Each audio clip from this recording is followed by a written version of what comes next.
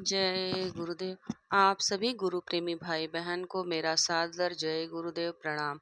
मैं आपको सुना रही थी स्वामी जी के डायरी के पन्ने, जिसमें आप सुन रहे हैं घट घट की आवाज। आगे आज मैं उसी क्रम में बढ़ते हुए सुनाऊंगी तस्वीरों में रस नहीं।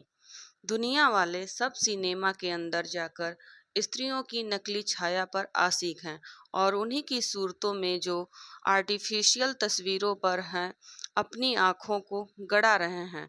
अपनी आँखों से उन नकली सूरतों को देखते देखते उन्हीं का तद्रूप हो रहे हैं।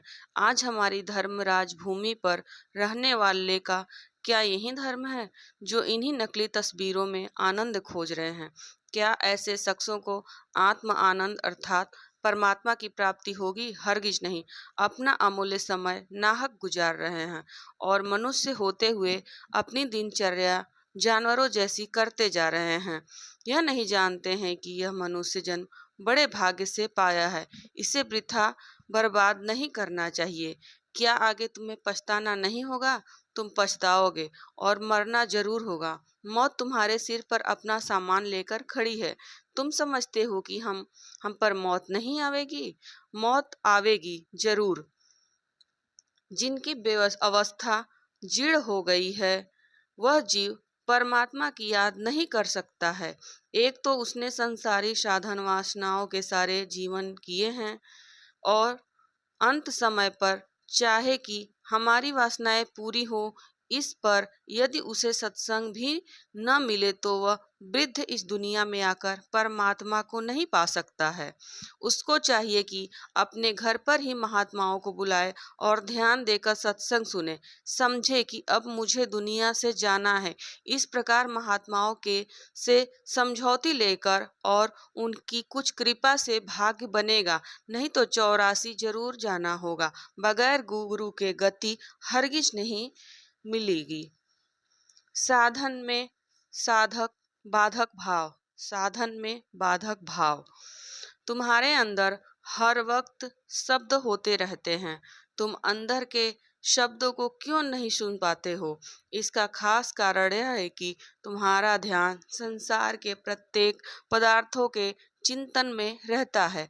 धन कमाना, खाना खाना, कपड़ा पहनना, स्त्री का ध्यान, पुत्र का ध्यान, कुटुंबीजनों का ध्यान, मान हानि का ध्यान, लोक तरक्की का ध्यान, हुकूमत करने का ध्यान, जायदाद पैदा करने का ध्यान और बाकी समय रात्रि में विषय कमाना, भोग वासना, सोना।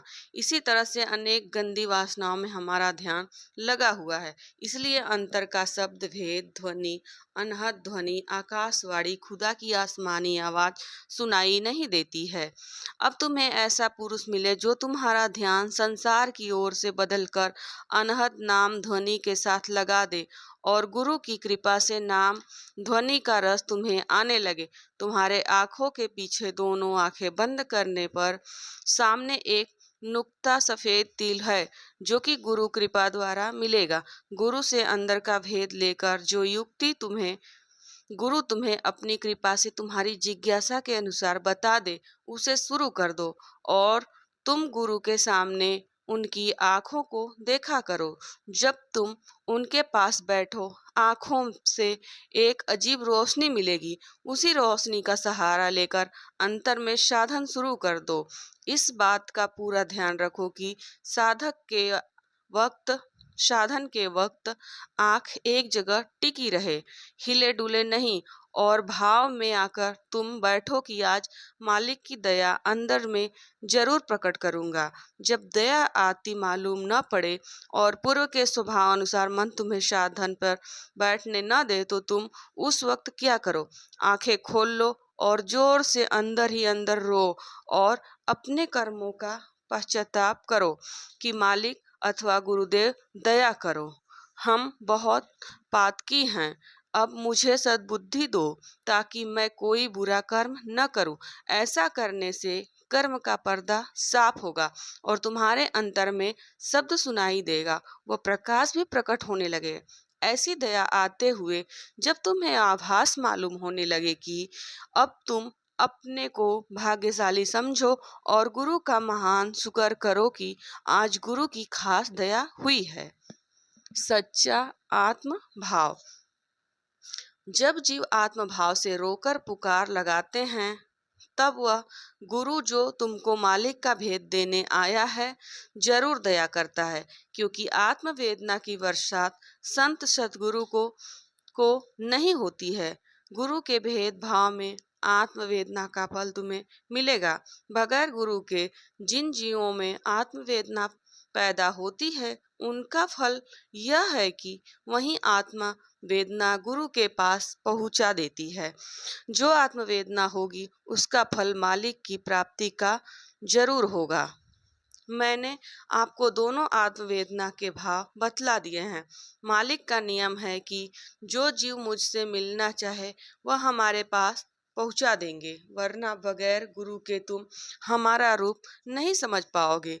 कुछ लोग ऐसे होते हैं जिन्हें अपने जीव कल्याण की चाह नहीं होती है।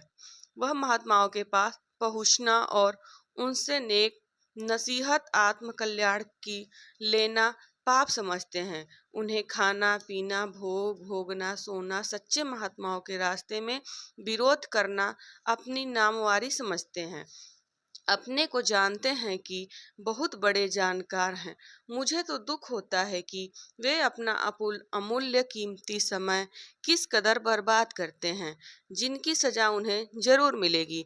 महात्माओं के विरोधी बनकर समाज का पतन करते हैं। अपने आप को खुद अधोगति में जाने का रास्ता तैयार कर लिया है और अंत में दुर्गति को प्राप्त हुए जीव कहे जाते हैं। जय गुरुदेव। आगे के भाग में आपको मैं सुनाऊंगी संत मार्ग परम पुरातन है। अगर आपको मेरी वीडियो अच्छी लगे तो लाइक करें, शेयर करें, कमेंट करें और मेरे चैनल को सब्सक्राइब करें, जिससे आगे के आने वाले वीडियो का नोटिफिकेशन आपको मिल जाए। जय गुरुदेव।